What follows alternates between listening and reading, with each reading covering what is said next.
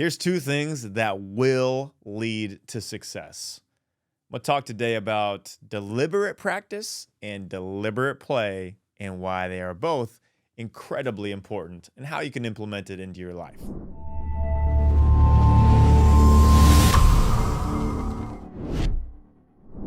Practice? You talking about practice? Famously quoted Allen Iverson in press conference where he questioned if he was focused in practice. I'm supposed to be the franchise player, and we're in here talking about practice. Practice versus play. One has a connotation that seems rigid and structured, and the other is fluid and free. What if I were to tell you that you need both to become great? Deliberate practice and deliberate play. Now, what do I mean by this? Deliberate practice is practicing with clear awareness of the specific components of a skill and aiming to improve and exactly how to improve them. That's deliberate practice. For example, you want to improve your singing voice. Deliberate practice would be focusing on the exact note you are trying to hit and mastering every intricate detail of how to hit that note consistently. Every detail of the process is hyper-focused to lead to the result. Deliberate play, on the other hand, is the exact opposite. Deliberate play releases the intense focus on one detail and spreads the umbrella to cover the new framework.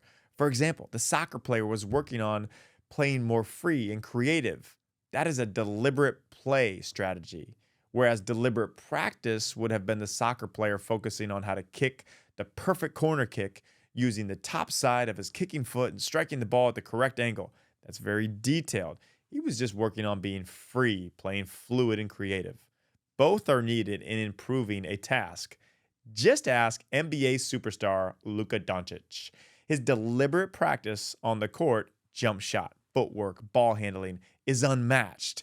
He's very attention to detail oriented on the court when he is in deliberate practice, but he is also a big proponent of deliberate play off the court. Realizing that his Dallas Mavericks teammates needed a break from the arduous West Coast road trip they were on, Luka called for the team to cancel practice, the deliberate practice, and head to the beaches of Santa Monica to play wiffle ball. Deliberate play tactic to bring fun back to the monotonous practice rhythm they had been on. And it worked. The Mavericks beat the Los Angeles Lakers the following night on the Lakers' home floor. The confidence boost today is gained through embracing a rhythm of deliberate practice and also deliberate play. You can't fully maximize one without the other. So, how are you going to implement this? If you want to become great at something, focus on the details of what that is, but also let your mind go free. So, for an example of speaking, if I'm a keynote speaker, I'm thinking of, okay, what are my stories? What are my points? What does the audience need? I have to hit those. But then I'm also allowing freedom to be creative where I'm feeling the audience, where I know that if I hear something from the audience or I see an emotion of the audience, I can react to that. I'm not just black and white. It's black, gray is the main area, and then white. So there's deliberate practice and there's deliberate play. Think about what you are focusing on in your life today and how you can implement the focus on the details, but also the focus on the bigger umbrella in the play aspect. And that's where you will gain confidence today.